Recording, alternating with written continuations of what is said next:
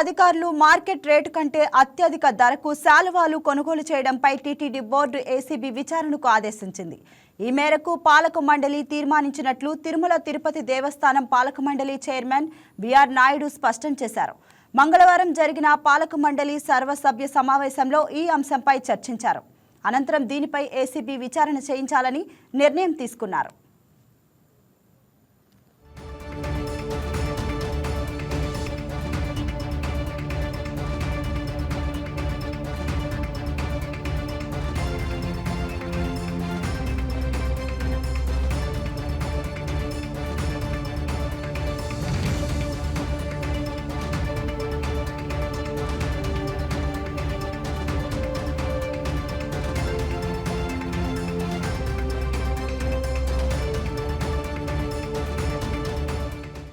TTD అధికారులు market rate కంటే అత్యధిక ధరకు శాలువాలు కొనుగోలు చేయడంపై టీటీడీ బోర్డు ఏసీబీ విచారణకు ఆదేశించింది. ఈ మేరకు పాలక మండలి తీర్మానించినట్లు తిరుమల తిరుపతి దేవస్థానం పాలక మండలి చైర్మన్ బిఆర్ నాయుడు స్పష్టం చేశారు. మంగళవారం జరిగిన పాలక మండలి సర్వసభ్య సమావేశంలో ఈ అంశంపై చర్చించారు. అనంతరం దీనిపై ఏసీబీ విచారణ చేయాలని నిర్ణయం తీసుకున్నారు.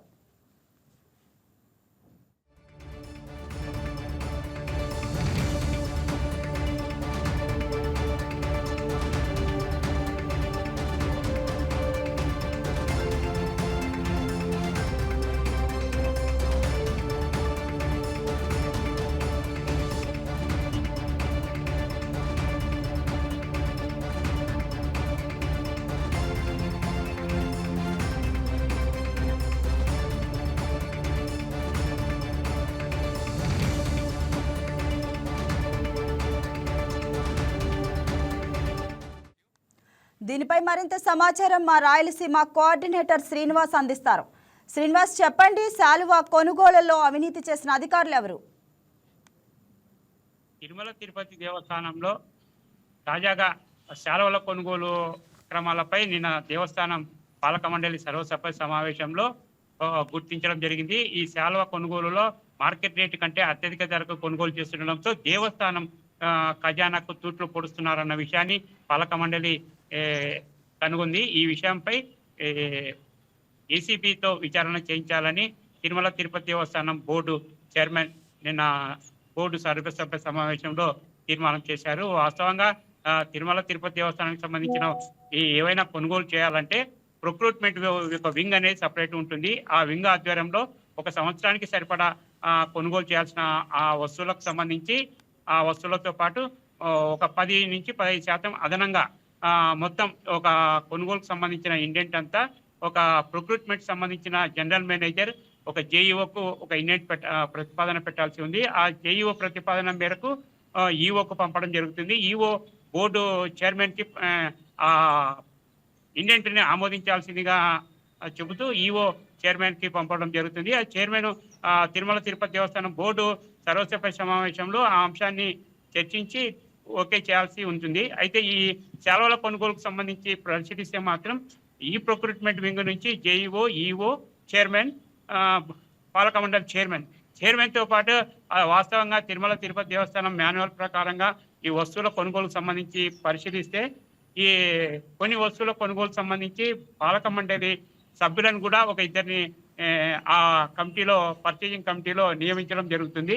ఈ ఇద్దరు మెంబర్లు కూడా కేవలం దేవస్థానం అధికారులు కొనుగోలు చేయడాన్ని కాకుండా ఇటు కొనుగోలుకు సంబంధించిన అంశంపై దేవస్థానం తరఫున పాలక మండలి సభ్యులు కూడా ఈ అంశాన్ని పరిశీలించేందుకు బోర్డు ఒక 2 సభ్యులను నామినేట్ చేయడం జరుగుతుంది. అయితే ప్రస్తుతం తిరుమల తిరుపతి దేవస్థానం పాలక మండలి చైర్మన్ చెప్తున్న ప్రకారం ఒక శాలువ మార్కెట్లో 300 నుంచి 450 రూపాయలకు లభిస్తుండగా అదే విషయాన్ని ఇదే శాలువని ప్రస్తుతం తిరుమల తిరుపతి దేవస్థానం అధికారులు కొనుగోలు చేస్తున్న రేటును చూస్తే 1345 రూపాయలు ధరకు కొనుగోలు చేస్తున్నట్లు నిన్న బోర్డు సర్వసభ్య సమావేశంలో పాలక మండలి చైర్మన్ బిఆర్ నాయుడు చెప్పడం జరిగింది. అయితే ఈ కొనుగోలు సంబంధించి కోట్ల రూపాయలలో ఉండడంతో ఈ అంశాన్ని ఏసీబీ విచారణ చేయించాలని కూడా నిన్న జరిగిన పాలక మండలి సర్వసభ్య సమావేశంలో తీర్మానం జరిగింది. అయితే ఈ తీర్మానం మేరకు పాలక మండలి ఈ అంశంపై కొనుగోలుకు సంబంధించి తిరుపతిలోని ఏసీబీ అధికారులను విచారణకు ఆదేశిస్తే మాత్రం తిరుమల సంబంధించిన తిరుపతిలో ఉన్నటువంటి ఏసీపీ కార్యాలయ అధికారులు ఈ అంశాన్ని విచారణ చేయాల్సి ఉంది. గతంలో కూడా ఈ నెయ్యి కొనుగోలుకు సంబంధించిన ప్రొక్రూట్మెంట్ విభాగంకి సంబంధించిన అధికారులే ఈ కల్తీ నెయ్యికి బాధ్యులుగా అంటూ ప్రస్తుతం సిట్ అధికారులు కొంతమంది అధికారులను బాధ్యులుగా చేయడం జరిగింది. తాజాగా ఈ సెలవుల కొనుగోలుకు సంబంధించిన అంశాన్ని పరిశీలిస్తే కూడా ఈ ప్రొక్రూట్మెంట్ సంబంధించిన ఒక జనరల్ మేనేజర్తో పాటు ఆ జనరల్ మేనేజర్ తర్వాత ఒక సూపరింటెండెంట్ తర్వాత కింది స్థాయి సిబ్బంది ఈ మొత్తం గతంలో నెయ్యి కొనుగోలుకు సంబంధించిన దేవస్థానం తరపున ఎవరైతే సిబ్బంది బాధ్యులవుతారో ఈ ప్రస్తుతం సెలవు కొనుగోలుకు సంబంధించిన దానికి సంబంధించిన సిబ్బంది కూడా వాళ్ళే కావడం, ఈ రెండింటికి సంబంధించి ఒకే ప్రొక్రూట్మెంట్ సంబంధించిన విభాగానికి సంబంధించిన ఉద్యోగులే కావడం ఒక విశేషం, ఒక ప్రత్యేకత చెప్పొచ్చు. ఈ అంశానికి సంబంధించి మొత్తం మీద ఈ సెలవుల కొనుగోలుకు సంబంధించి రేటును పరిశీలిస్తే నక్కకు నాగలోకానికి ఉన్నంత తేడా. ప్రస్తుతం మార్కెట్ లో 300 నుంచి 450 రూపాయలకు సెలవు లభిస్తుండగా దేవస్థానం అధికారులు మాత్రం ఏకంగా 1340 రూపాయలు, అంటే ఒక శాలువకు 3 శాలువలు అదనంగా కొనుగోలు చేసే రేటుతో కొనుగోలు చేయడం అంటే ఇటు దేవస్థానంలో భక్తులు సమర్పించిన ఈ మొత్తాలతో పాలక మండలి సభ్యులు కానీ అధికారులు ఏ స్థాయిలో దుర్వినియోగానికి పాల్పడుతున్నారు అనేది స్పష్టంగా కనిపిస్తుంది.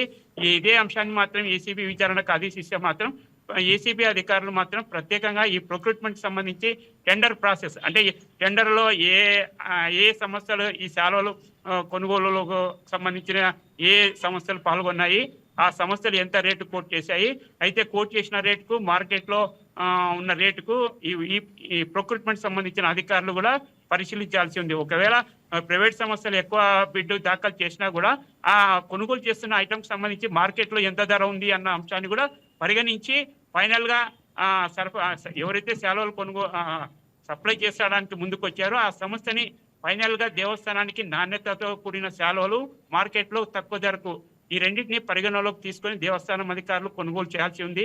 అయితే మరి ఇవన్నీ పరిశీలించారా లేదా అనేది మాత్రం ఇటు ఏసీబీ అధికారులు విచారణ చేపడితే మాత్రం ఈ దేవస్థానం సిబ్బంది యొక్క నిర్లక్ష్యం బయటపడే అవకాశాలు ఉన్నాయి. ఇప్పటికే ఇది మార్కెట్ రేట్ కంటే 3 రెట్లు అత్యధిక ధరకు పర్చేజ్ చేయడంతో దేవస్థానం ఆదాయానికి తూట్లు పొడిచారనేది స్పష్టంగా కనిపిస్తుంది. మరోవైపు అసలు దేవస్థానంలో ఒక్కొక్కటి వరుసగా చోటు చేసుకుంటున్న ఈ కుంభకోణాలకు సంబంధించి పరిశీలిస్తే మాత్రం కేవలం దేవస్థానం ఎండోమెంట్ సిబ్బందికి సంబంధించి ఎవరైనా ఇలాంటి చర్యలకు అక్రమాలకు తర్వాత తప్పుడు పనులు చేపడితే వారి మీద శిక్షించడానికి దేవస్థానం సంబంధించిన మాన్యువల్లో మాత్రం ఎండోమెంట్ సిబ్బంది మీద చర్యలు తీసుకోవడానికి మాత్రమే రాశారు తప్ప ఇటు ప్రభుత్వం తరఫున అపాయింట్ చేసే ఒక జేఈఓ కానీ ఈఓ కానీ పాలక మండలి చైర్మన్ కానీ ఈ ముగ్గురు మీద ఏదైనా ఇటు తప్పుడు చేస్తే మాత్రం వారిని ఏ విధంగా వాళ్ళని బాధ్యులైతే మాత్రం వాళ్ళని ఏ విధంగా శిక్షించాలి అన్న అంశాలకు సంబంధించి మాత్రం ఈ మాన్యువల్లో స్పష్టంగా లేకపోవడం అనేది కొంత ఈ అవినీతి అక్రమాలకు పాల్పడడానికి పరిస్థితులు దారి తీస్తున్నాయని చెప్పవచ్చు. ఇప్పటికైనా తిరుమల తిరుపతి దేవస్థానం సంబంధించిన మాన్యువల్లో ఉన్న లొసుగులే ఈ పై స్థాయిలో ఉన్నటువంటి అదే ఇటు జేఓ గానీ ఇటు ఈఓ గానీ పాలక మండలి చైర్మన్లు గానీ తిరుపతి సంబంధించి మాన్యువల్ ఎప్పుడో 25 సంవత్సరాల క్రితం రాసిన ఈ మాన్యువల్ వల్ల మాన్యువల్ లోపాల వల్లనే ఈ విధంగా కొనుగోలు తిరుమల తిరుపతి దేవస్థానంలో అవినీతి అక్రమాలు చోటు చేసుకోవడానికి పరిస్థితులు దారి తీశాయని కూడా పలువురు భావిస్తున్నారు.